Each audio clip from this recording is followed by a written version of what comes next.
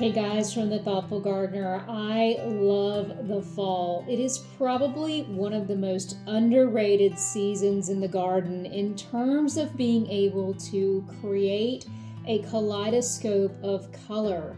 When we discuss a symphony of blooms, we should be thinking about color. How will those trees and shrubs appear in the fall season? The Northeast is mostly deciduous forest, which means that most trees, shrubs, and perennials will drop their leaves, but it's important to consider how that plant will look during the fall season. Does it have a great leaf color? How about the stems? Does it have an interesting bark or berry? Come travel with me to discover several considerations for your garden that will give you a fall pop of color and beneficial berries for wildlife. Let's talk about shrubs.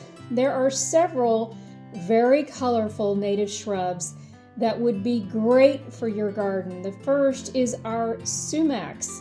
Sumacs do form colonies, so this is really for the gardeners with a larger property where you need a lot of coverage.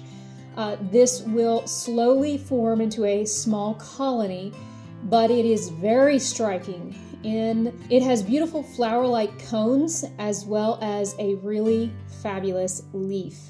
Now, sumacs sometimes get confused with the tree of heaven.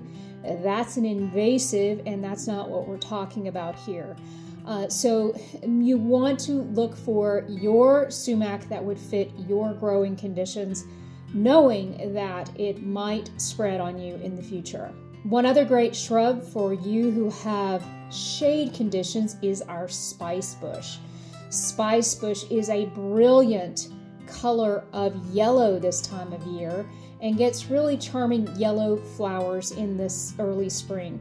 They sometimes call this plant the forsythia of the woods, but you'd be doing a huge favor to our spice bush swallowtails, which are this caterpillar's host plant. If you'd like to help our butterflies and you have a woodland area, spice bush would be very well suited, especially if it is a wet woodland area. Two smaller and probably more likely contenders for your garden would be fothergilla, which is a really gorgeous kaleidoscope of colors this time of year. Also, our sweet spire, which is a beautiful spring addition but quite striking in the fall. You may not be aware, but recently Pennsylvania banned our burning bushes, and one great alternative is definitely our sweet spires. They are a kaleidoscope of color, but mainly that very dark red, but will be incredibly beneficial for our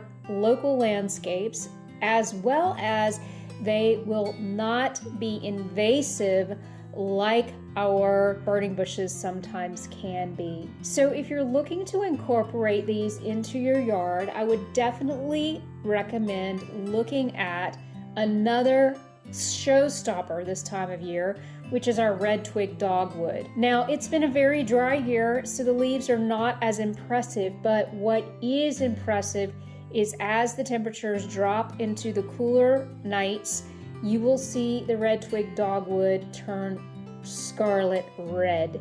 It's extremely beautiful and will persist throughout the winter, which you can then use in your winter decorations or will be striking if you have snow in your area. A final consideration is Amsonia. Now, Amsonia has a tiny blue flower in the spring, but in the fall turns a brilliant yellow color. And I am a very big fan of their texture. They are quite interesting regardless of the time of year, especially if you like texture of grass. This shrub is very grass-like. Who can forget about trees? Trees are definitely something that dot our landscapes and steal most of the show this time of year, but there's several native trees other than our maples, prune trees, and our willows, which deserve a place in your landscape. I've got three that I want to talk about today. One is our witch hazel. This one is the one that's getting ready to flower. Very, very interesting this time of year, but a brilliant color. Another one that can't be beat year-round is service berries, which are very valuable for our wildlife, but in addition are quite colorful in the fall. Last but not least are our understory trees, our dogwoods. These are quite lovely this time of year, including berries that are extremely valuable for wildlife. Speaking of berries, there are several shrubs that have fabulous berries for our birds. One is our native blueberry. Now you do have to have the right soil conditions for this plant, and I do recommend that you get your soil tested because blueberries are not happy unless the soil is very acidic. Beautyberry is also a wonderful addition, turning a brilliant yellow, but the purple berries, which are not for you but are for the birds, are striking this time of year. And last but not least, our viburnums are also quite attractive in the fall, gaining lots of color even in the shade and lots of brilliant berries. Do be aware that some berry better when you put a different variety of viburnum in with your selection. If you're looking for grasses that put on quite a show, I have been thrilled to see the multitude of colors that the blue stems put on this time of year.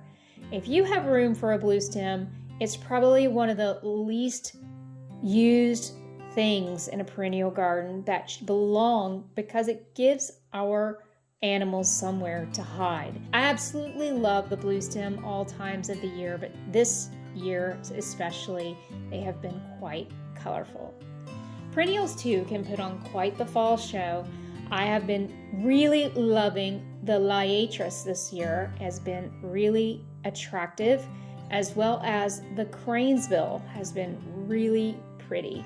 So I would encourage you to pay attention this fall to the colors of the leaves. They may not be as showy as flowers, but they can add a lot of dimension and texture to your garden. Garden thoughtfully and take care.